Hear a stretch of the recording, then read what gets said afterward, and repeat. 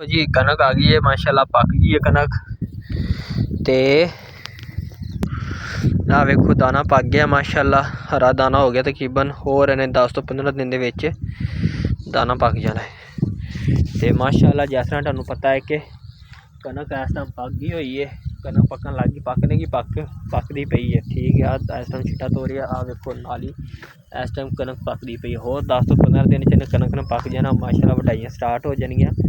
तुसीं अपने वीरे रिहान भाई दे नाल किसान की रोज़मर्रा जिंदगी देखना चाहते हो, किसान की मेहनत देखना चाहते हो, पसंद करते हो तो चैनल सबसक्राइब कर लो, बैल आइकन बटन दबा लो, वीडियो नूं लाइक करा करो, वीडियो स्किप ना करो। तुहाडे अगे मिनती है, मैनूं पता है तुहाडे बड़े कीमती टाइम हुंदा है 8-10 मिनट, फिर भी असीं तुहाडे 8-10 मिनट लैंदे हैं। इहदे च असीं तुहाडा धन्नवाद करते हैं, शुक्रिया करते हैं कि तुसीं अपने वीरे रिहान भाई नाल जुड़े होए हो तो किसान की रोज़मर्रा जिंदगी देखना चाहते हो, पसंद करते हो।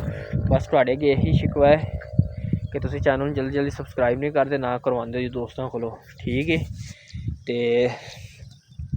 अल्लाह भला करे कि होर की कहना सी, अपनी वीडियो नाले शाम नूं अपलोड हो रही है फुल वीडियो, शॉर्ट वीडियो हुण अपलोड करते पे लो, फुल वीडियो अपनी अपलोड हो रही, जाके तुसीं वेखो।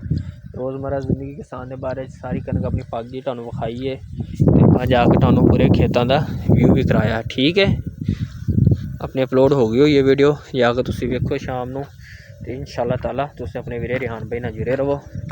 रब रखा, जिंदे रहो, हाज़िर रहो, सब दी खैर, सब दा भला। तुहाडा अपना वीरा रिहान भाई।